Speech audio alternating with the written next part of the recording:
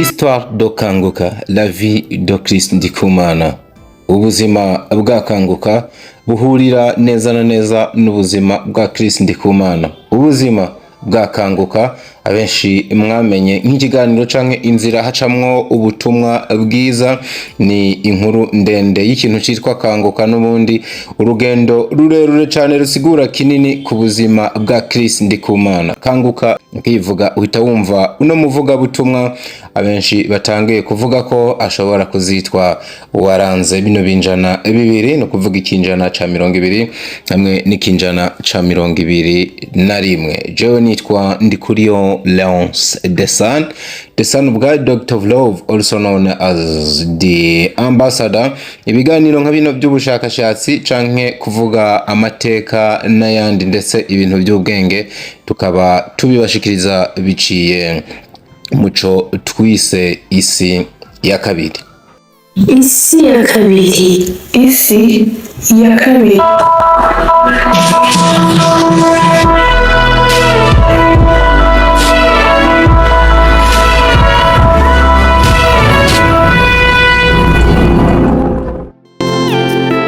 Kino gitabo ciwe yitwa Histoire de Kanguka, mu kirundi twavuga ngo inkuru canga amateka ya Kanguka.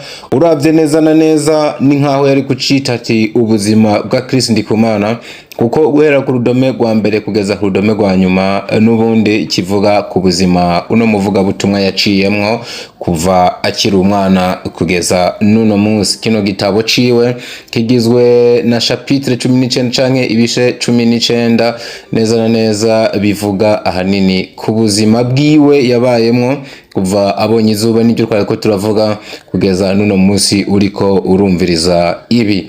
Bino bice 19 twarabyegeranije tubishira hamwe mu bice bitanu binini tugira mumenye byinshi bitangaje ku muhamagaro w'uno mugabo yamaze kubonekana ko ari ubudasanzwe muri bino bihe ndetse n'ikinjana turimo. Yeremiya igice ca mbere ku murongo wa 5 havuga hati: ntarakubumbira mu nda y'umuvyeyi wawe nari ndakuzi, kandi utarava muri yo nari narakurobanuye, nagushize ko kuba uvugishwa nanje mu mahanga. Iryo niryo jambo fatizo ku buzima bwa Christ Ndikumana tugiye kurabira hamwe muri kino gice ca mbere, gihura neza na neza n'ubundi na chapitre ya mbere canke igice ca mbere yanditse atubwira urugendo rwiwe kuva mu bwana kugeza nuno munsi. Christ Ndikumana yabonye izuba itareke 15 z'ukwa gatandatu 1973 hari mu gisagara ca Bujumbura, neza na neza muri Rohero ya mbere, igice cabarizamwo inzego z'igihugu n'abantu bifise muri rusangi. Nubwo uno munsi kano gace atariko kakimeze bitewe n'impamvu izi na ziriya zigwiriyemwo izigwirirana ry'abantu no kwaguka ku gisagara. Yamara aho niho Christ Ndikumana yakuriye, akurira mu muryango wihaye cyangwa umuryango wifise, ivyo abandi ico gihe mu Gifaransa bavuga ngo classe de la bourgeoisie, aho mbere umuvyeyi wiwe papa wiwe yarafise igiti muri leta co hejuru, umushikiranganje bw'imigenderanire no kumenyesha makuru. Ubushikiranganje uno muvyeyi wiwe turavuga papa wiwe yabaye icegera c'urongoye bwo bushikiranganje ku rwego rw'igihugu. Christ Ndikumana ati: ndavyibuka papa yahembwa neza, twari tubayeho neza, bwa buzima mu by'ukuri umuntu wari wese yo kwifuza. Ati nubwo nari muto cyane ndavyibuka nk'ibyabaye ejo, ntaco ninona ntaco nakenye, na cyane igihe umuvyeyi wanje igihe bari bamuhaye amabanga mashasha yo kurongora ishirahamwe ryimba igitoro ry'abanyamerika ryitwa Texaco.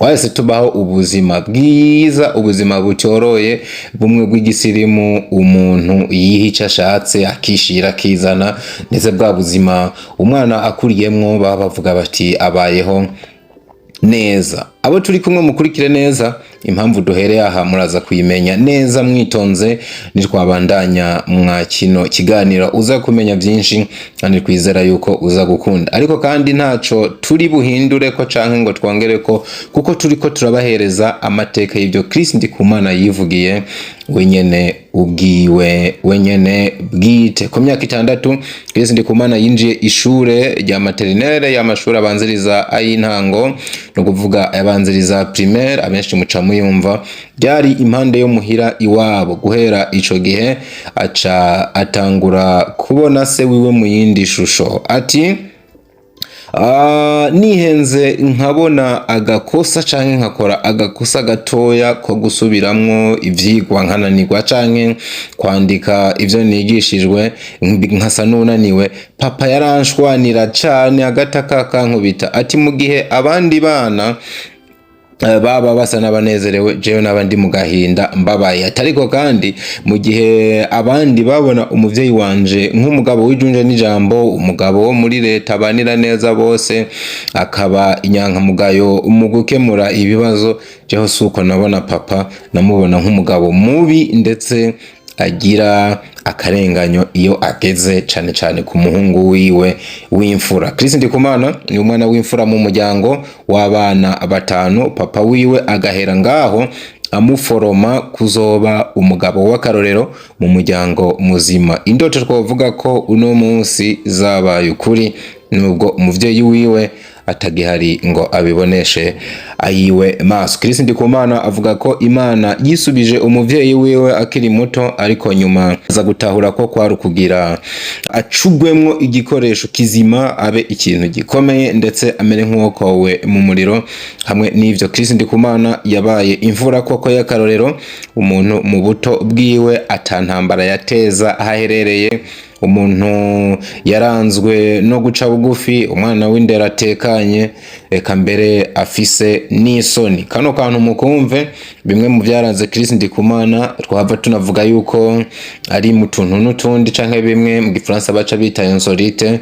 Chris Ndikumana burya yakuze ari umwana afise amasoni cyane, aho mbere no guhagarara imbere y'abantu cari kibazo kigoye cyane bigatuma yiyumva nabi. Muri gihe Chris Ndikumana akose n'agakosa gatoya kwishure akarorero nko kunanirwa, yataha muhira atekewe n'ubwoba bwinshi ko papa wiwe ahava amukubita, icatumye akura ishure agiyumvira nabi ndetse agakura yumva ishure atari kunda, hafi yuko yaza kuba afise ahahungira yari guhava aritakare akariheba. Ku myaka 7 Chris Ndikumana yazinutswe burundu icirwa ishure bivuye ku bikorwa by'urutavana ko se wiwe yaguma amuhatiriza gukora ivyo abandi bita amadevoir canke gusubiramwo ivyigwa yari muhira.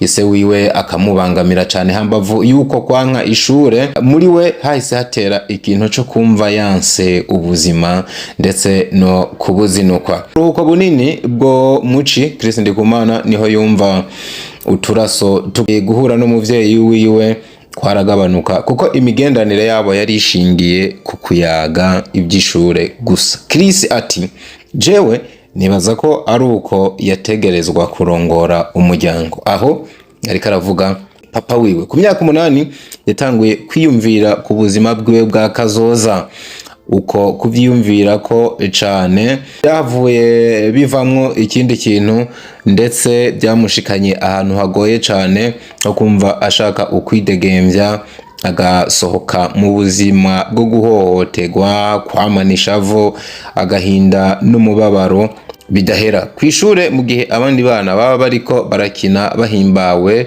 cane, we yaba yigunze ivyumviro byamutwaye. Kuri we umunezero wari ikintu yumva ku matwi kuko umushaha wiwe wari waramaze kubangamirwa, noneho wamuhondagurira kuba buri munsi mu buzima bw'ibibazo kubw'ibibazo n'ubundi yabona atezwa n'umuryango wiwe. Rimwe na rimwe yarasohoka akitegereza ikirere akavuga ati ntaco sha, burya umunsi umwe nzokura nzoba umugabo yigenga yidegembya ataremerewe n'ibibazo byo muhira.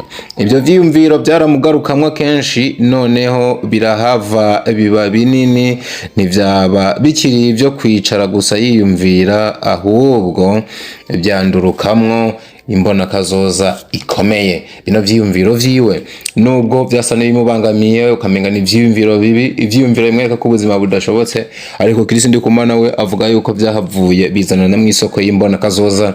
Turabira hamwe tuza no kumva neza na neza kubo tuza kugumana kugeza kino kiganiro kirangiye. Kuri ya myaka 8 kwihebura no kwiyanka byarongerekanye, kwidegembya byarabuze, mubiri yatangira kwiyumva nabi, ibyamuviriyemwo kugwara ingwara y'umushishito y'abandi bita estoma. Chris byaramubangamiye biramukomerana kugeza ico gihe ajanywe ku bitaro bikomeye vy'i Nairobi, aho yitaweho bikomeye n'abaganga. Ico gihe aca ahavana icizere gike c'ubuzima, icahize gikangura gutangura kurota kwiwe. Ati nahise ntangura kubona ko ivyambayeko bitari bibi nk'uko muvyibaza. Muri we hahise hadudubiza izindi mbaraga atigeze kumva zimukwegera kuvyara ubuzima uzogira ikanguro rihambaye kwisi. Kubijanye n'ukwemera, abavyeyi biwe bari abemera bo mw'ishengero rya Katolika. Byumvikana ko wa Mungu canke ku munsi w'Imana Chris n'abavukanyi biwe basheyi babo baba bakoraniye kuri katedrale nkuru ya Bujumbura. Ubona ko aho baba hari mu micungararo, noneho bakaba no mu muryango wifise nkuko twabivuze hejuru, abandi aho bita mu giti. Ivyo bikaborohereza bitewe n'ubuzima babamwo bwo kwiyunguruza byoroshe. Iwabo hari amamodoka arenga 2 kuja gusengera hano kuri katedrale.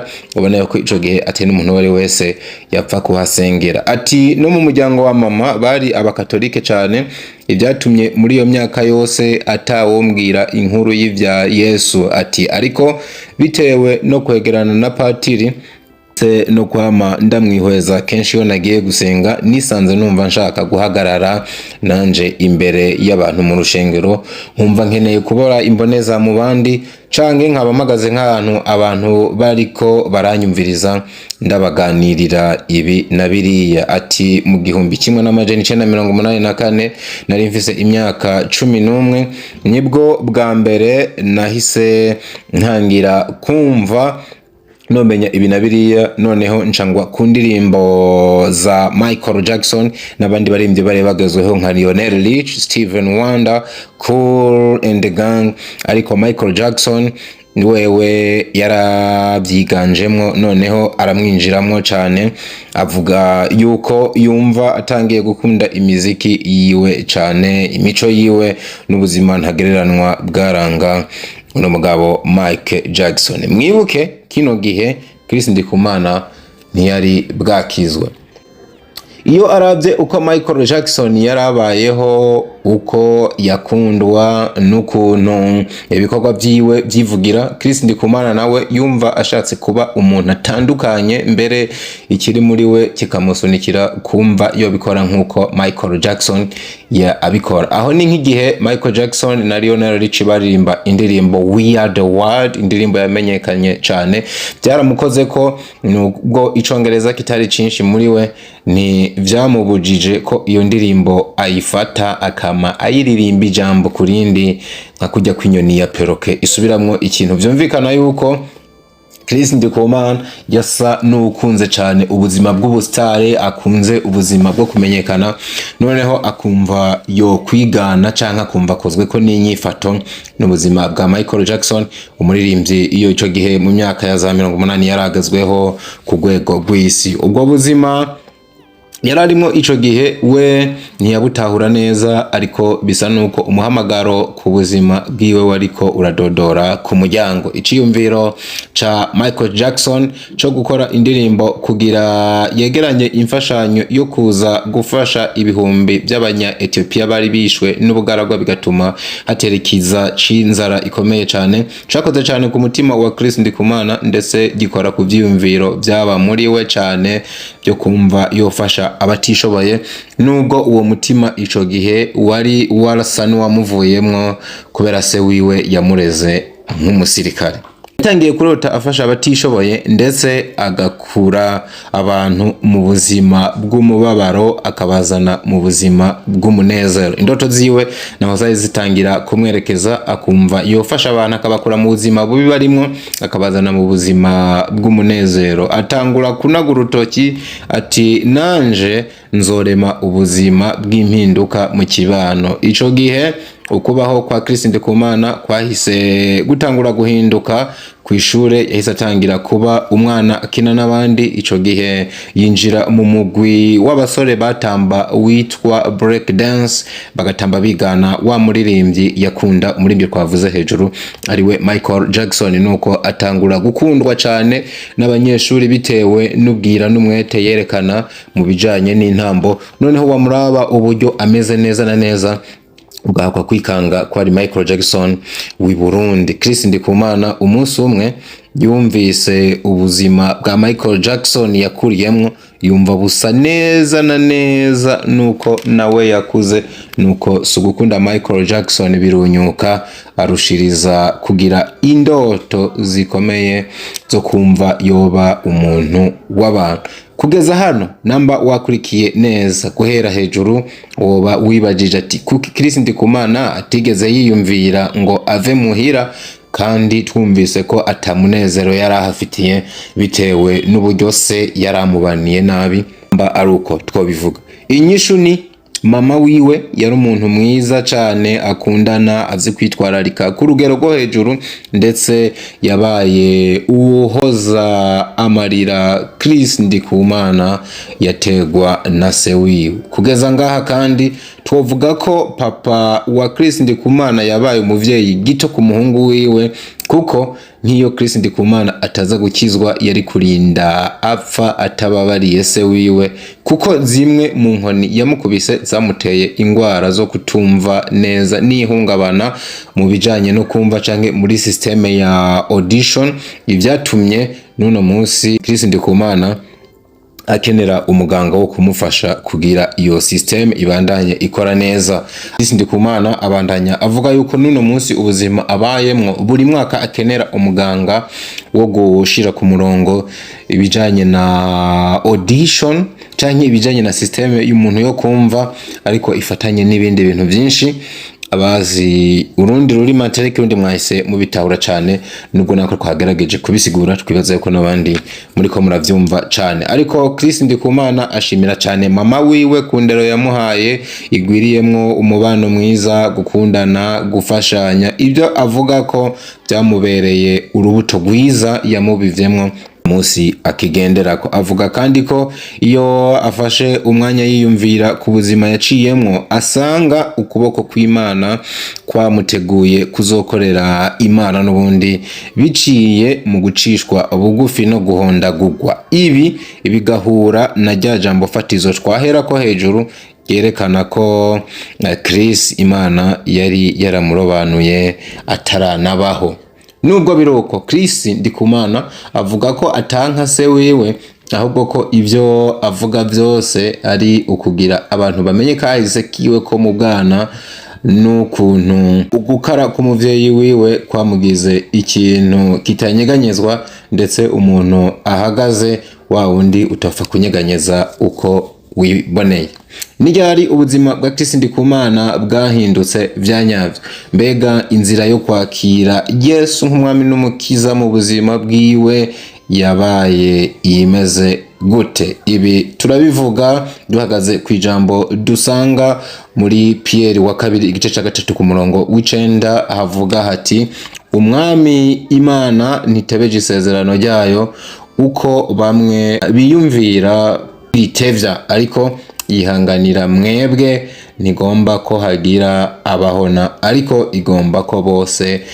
Chris Ndikumana yinjiye kubandaniriza amashure yiwe muri lycée, nuko agenda n'ubundi muri we hakibiragiramwo umusitari wa mbere kwisi yaragezweho ico gihe Michael Jackson. Ariko iyo nyifato itangura guhura n'umwigisha w'umukongomani ico gihe benshi bita ngo muzayigwa, yabaha icigwa c'ibiharuro kuko yaheza kubigisha agafata uwundi mwanya wo kubasangiza ubutumwa bwa Yesu Kristo. Chris Ndikumana co kimwe na bagenzi we baratwenga uwo mwigisha bakamubona nk'akayege kuko byasa n'ibyo batamenyereye, gusa bakanezererwa uwo munsi yaza kubigishiriza ko umunsi wa gatatu uwo mwigisha yazirako, kuko babaronse akanya ko kwikinira canke kuryoherwa, ibyo abandi bita causerie, abandi bakavyita derangement. Uwo mwigisha akama yagarutse ku vy'ubutatu butagatifu no kuri mpwemu yera. Izo nyigisho z'uwo mwigisha bo n'iz'abavyeyi zamuhamagarira kumenya Imana ku rundi rugezo. Kuri we byasa no kudodora ku gitandara canke kudonora kwibuye, kuko Chris Ndikumana yaza yaramaze gufata ingingo kuba umuhakanyi muri we, kugeza igihe ageze aho bariko barahamba umuntu, noneho ubwoba bw'ibiriho bucura umwiza, ubwonko bumwibutsa ndetse bumuha kwibaza bijanye n'ubuzima. Noneho atangira kwibaza umukagato w'ibibazo ati, umuntu aba iki inyuma y'urupfu? Yongera aribaza ati, umuntu apfuye acaja he? Yabandanije yibaza ati, hoba hariho ubundi buzima nyuma y'urupfu? Nehereje ngaho yongera aribaza ikindi kibazo ati, mbega ijuru n'umuriro birabaho nyene? Ariko kwibaza ivyo bijana n'ubuzima yakomeje kubamwo, noneho ubwoba bukiyongera, ibijanye no kwiyumvira ku muriro akumva nivyo bimugwiriyemo cane gusumba bya bindi bibazo twatangiye tuvuga hejuru. Chris Ndikumana ati, rimwe na rimwe narafata akanya nkiyumvira ati, namba Imana itabaho ubwo rero n'umuriro ntubaho. Abandanya yigana ko nubwo ibyo yabivuga rimwe na rimwe yabifata nko kwihumuriza, kuko buri gihe iyo agiye guhamba ku mpanda ibyiyumviro byo kuja mu muriro byaca biba igihumbi. Inshuro nyinshi yagwanye intambara z'umutima awumvisha ko umuriro utabaho, ariko bikaba iby'ubusa gusinda ijwi ryo mu mutima. Agarutse mu buzima busanzwe yarumva ko hoba hariho umuhamagaro wo gukorera Imana uri kuramurondera, ariko ntiyabitahura neza. Wa mwigisha twavuga hejuru uko yaguma aza mu ishure avuga ibya Kristo no gukizwa, harageze igihe Chris Ndikumana yemera ko gihonomu canke umuriro bibaho, nuko atangira gutekwa n'ubwoba bwo kumva ko yoba ahuye n'ishano igihe hogera kwapfa, none hapfuye akaja mu muriro.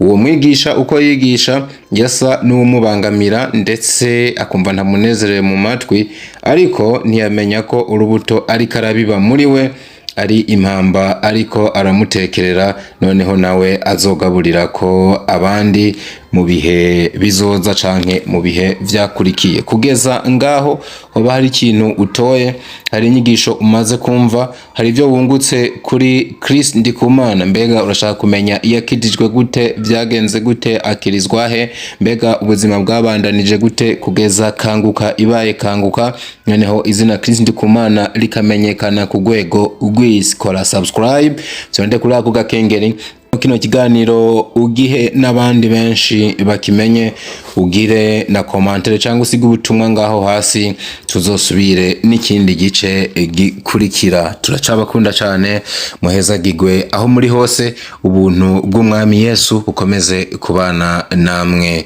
bugwiriye cyane. Isi ya kabiri. Isi ya kabiri.